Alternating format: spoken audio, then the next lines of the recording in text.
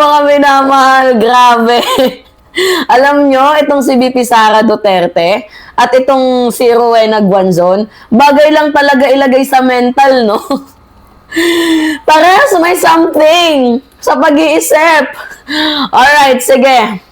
Talakayin natin. So, Rowena Guanzon as next spokes of impeach Vice President Sara. Ito kasing si Rowena Guanzon, tira ng tira. Oo. Dito kay Romualdez at kay PBBM.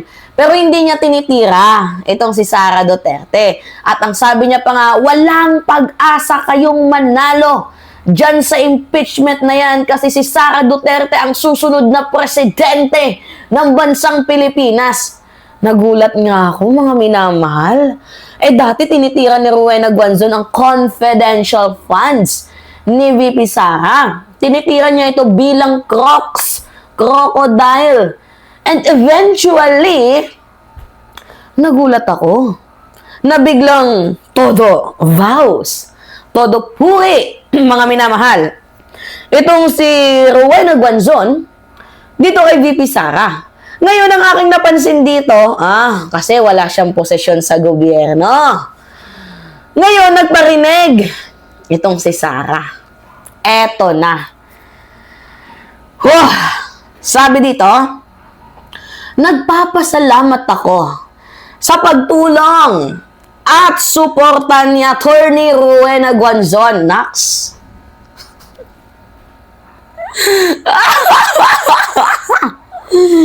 Pero sa ngayon kasi, kung napansin ninyo, walang spokes. Nagparinig na. Wala daw pong spokesperson ang Office of the Vice President. O kahit man ako kaya, hindi ko rin masagot yung tanong about sa spokesperson. So, sa madaling sabi, parang ang maglalabanan nito, si PCO Undersecretary Claire Castro at itong si Rowena Guanzon. Kumbaga, itatapat ni VP Sara Duterte, kung sakaling kunin niyang spokesperson, itong si Rowena Guanzon kay Claire Castro, kay Attorney Claire, or di kaya dito kay Princess Abante. Itong si Rowena Guanzon, parang baliw to eh. Oo, mga minamahal, wala din sa hulog kung sumagot. Kumbaga, kinuha or kukunin lang ni VP Sara Duterte itong si Guanzon para mang-asar, para mangupal. Hindi in the sense para sagutin yung mga tanong na ipinupukol sa kanya tungkol sa pagnanakaw sa kaban ng bayan, kundi para mang-asar lang. Kasi alam nyo, one of the reason kung bakit natalo si Leni Robredo, dahil din kay Rowena Guanzon. Alam nyo kung bakit? Siya pa naman yung sa PW, di ba? Parang chair, if I am not mistaken.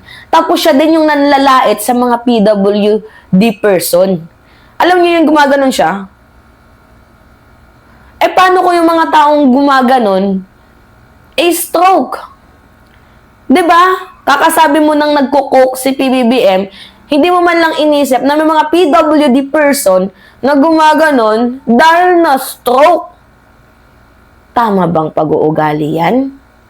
Alam nyo, nung binasa ko yung mga comment, sabi dito ni Joan C. Basahin natin yung mga comment, mga minamahal, Yan bagay daw sila.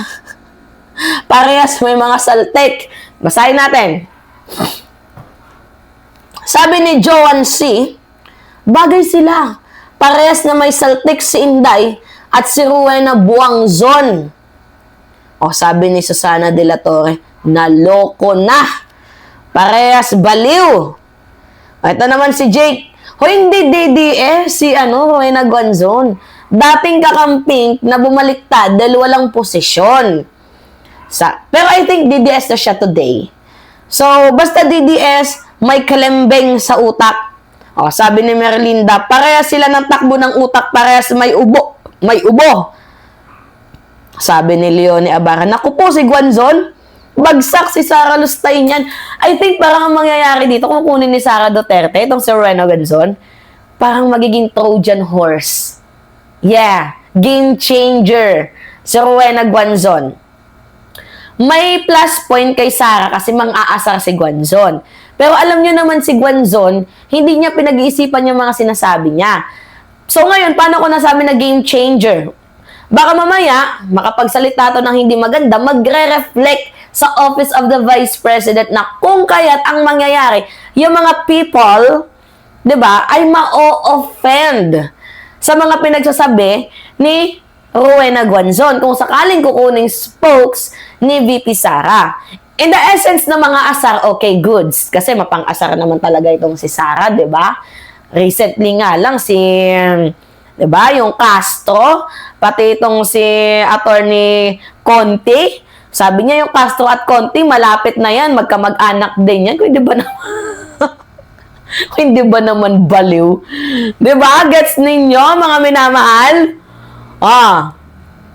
Ngayon, kung kukunin man na spokesperson ni VP Sara, itong si Rowena Guanzon, it's a game changer.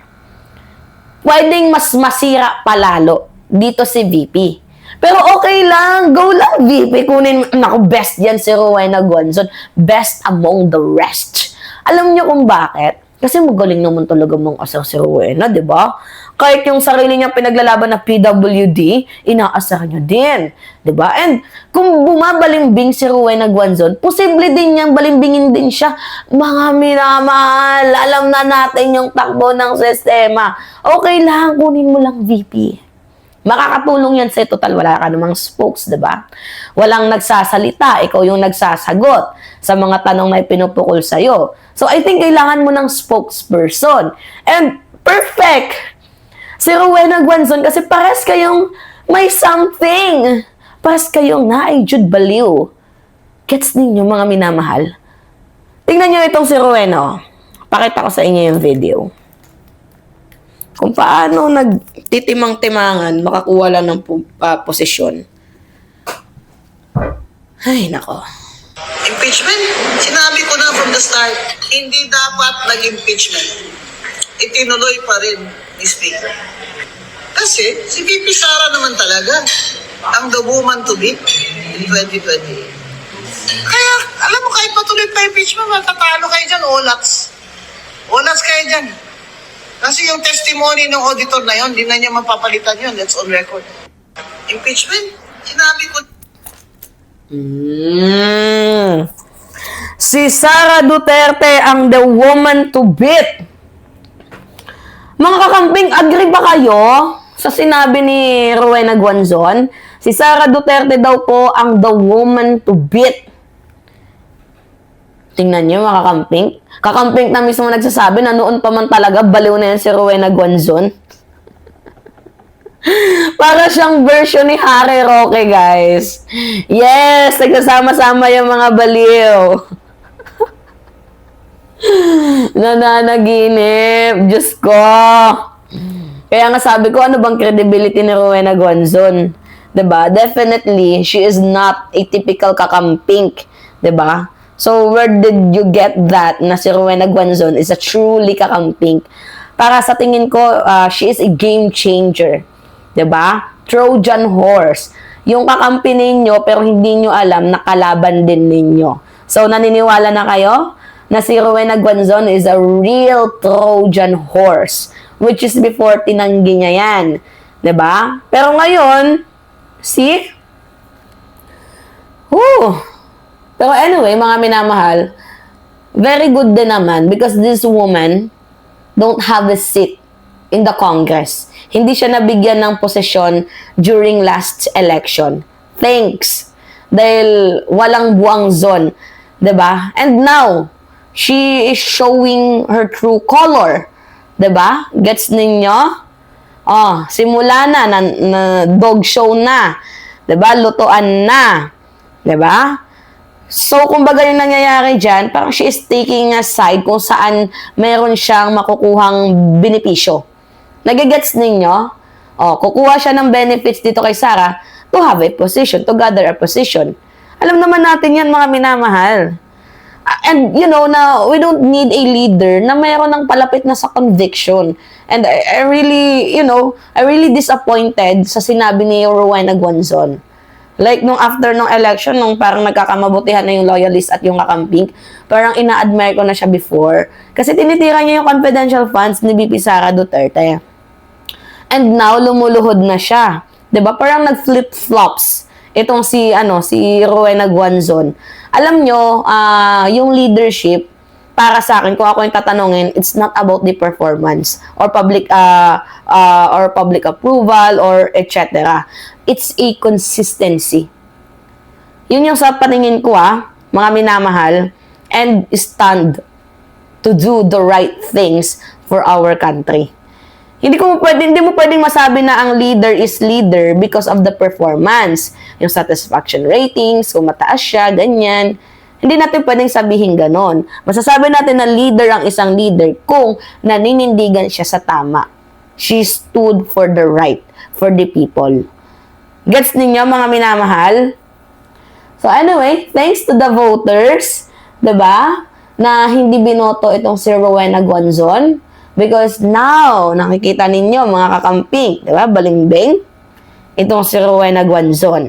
Akala mo matino, 'di ba? Isa din palang buang kiber. Alright, mga minamahal.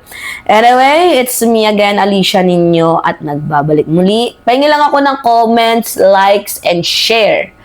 And also, don't forget to subscribe. Subscribe nyo po itong ating channel. Mga kakamping, mga loyalists, magkampihan tayo para sa masaganang bansa, sa public accountability and transparency. Ipalaganap natin itong ating bosses. Alright, it's me again, Alicia nyo. Ingat, mga kababayan.